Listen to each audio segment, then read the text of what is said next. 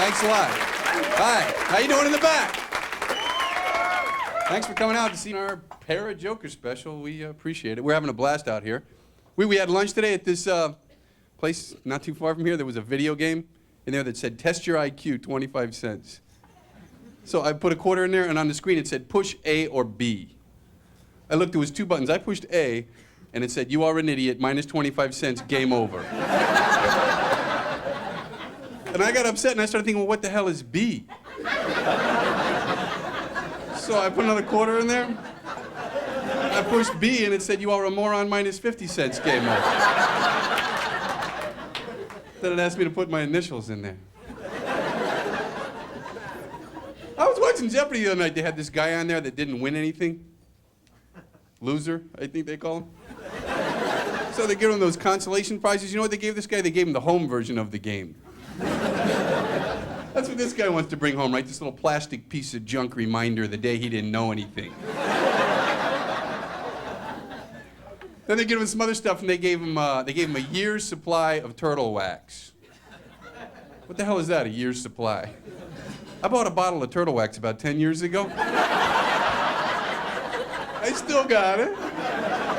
I'm pretty sure it's going to last me the rest of my life. I've had a bottle longer than that. I've had a bottle of Pepto-Bismol longer than I can remember. How bad do you have to feel before you take some Pepto-Bismol? The bottle I have doesn't even have an expiration date on it. It's actually been handed down from generation to generation. Brian and I were just home visiting the folks, and my mom sent me to the store to buy some butter. Have you tried this lately? I figured this was something I was capable of doing. Coming home with some butter. I find the aisle where they have all this stuff like Family Blend, Morning Spread, Dairy Delight. I can't find butter. I see this stuff there called I Can't Believe It's Not Butter. I'm having no trouble believing it's not butter. They have another product there called Promise. I don't care if they name it, I swear to God, I'm not buying it. I bought this stuff called Country Crock. I figured at least these people were being honest with me. It's amazing what they expect you to believe, isn't it? I was in the shoe store at the mall, and the sales guy comes up and he says, that's a good pair of shoes. That's the first pair of shoes ever made specifically designed for walking. You know, as if the sandals Moses wore were designed for racquetball. I asked the guy, I said, hey, are you going to be getting those belts in that are designed to hold up your pants? Have they come out with those yet? Selling's a hard job, though. I like this job. I've had a lot of lousy jobs. I had a job in Miami with a toxic waste management firm, a huge company named Total. I hated the uniforms. I had to wear these brown shirts that said Total Waste right across the back. So morale was low. I've always wondered how they choose the children for Bactine commercials. Or like Band-Aid commercials. I mean, does the casting director say, Mrs. Williams, we really want to use little Albert in a commercial. We think he's perfect. But we need you to take him out in the parking lot and scrape his knee on the asphalt.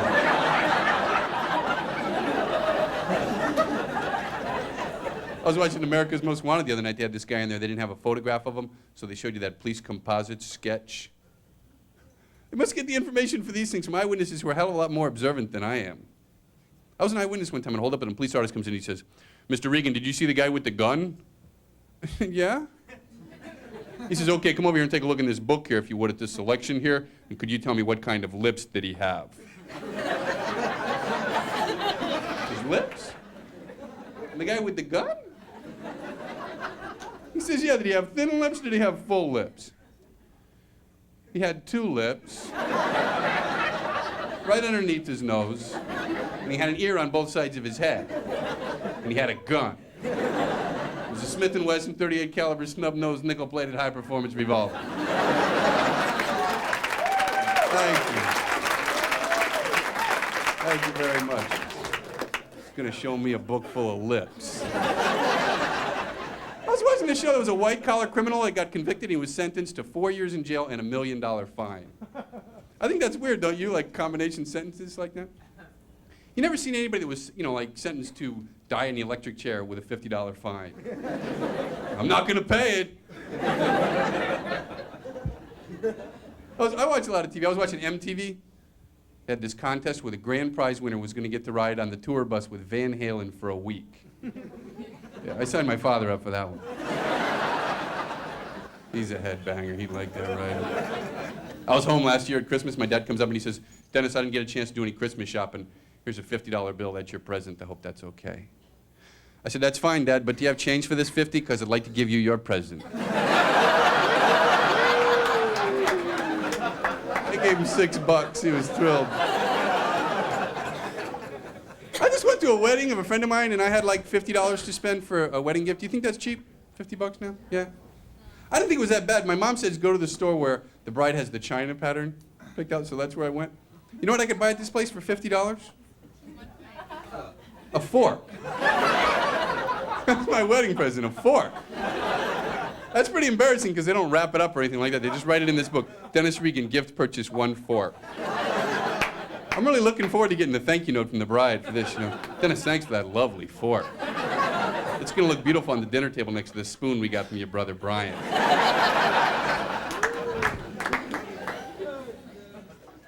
I was reading this book about the differences between the sexes. You know what it said? It said the average woman's vocabulary is 30,000 words, and that the average man's vocabulary is only 28,000 words. Do you believe that? Yeah.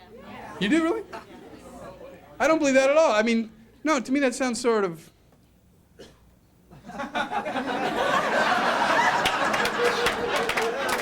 I don't know. Cruddy, I think. You know, one thing I learned about women recently is how strong they are physically. Women are very, very strong. I went to the zoo with these friends of mine. They have a 2-year-old kid, and the mother was carrying him around for about 3 hours. And I saw that she got sort of tired, so I said, well, I'll carry him for a while. After about 5 minutes, my arm was killing me. So I switched to this arm. After about a minute, this arm is killing me. And I didn't feel like carrying him anymore, so I started to pinch his leg. You know, so he started crying, and his mom would take him back. She carried him the rest of the day. Yeah. I read a lot. I'm a slow reader, though. Is anybody else a slow reader that will admit it? Yeah? Yeah. You're not the only one. You guys, you might be slow readers and you don't know. This is how you can tell if you are. Ask yourselves this. When you go to the movies and the film begins with that written description of what happened in the past, do you get like a little anxiety attack? Because you don't know how long it's going to be up there? At home on the VCR, you put it on pause. I could never read all the books they gave me to read in school, so I was always taking tests on books I never read. The teacher wants to know if you read the book, so she'll ask you questions like, who helped Tom build the canoe? We'll try for partial credit here. How about Tom's friend? I used to cheat. I would cheat, too. Teachers always said the same thing about cheating. They'd always say, you're only cheating yourselves, which is ridiculous. I mean, if you didn't study, you were cheating yourself. But if they put the test down on the desk in front of you, and you already didn't study, the only way you're going to learn this stuff is if you learn it off somebody else's paper. Remember sitting there like question number 7. What is the capital of Bolivia? Well, I don't know. And now I'd like to learn it.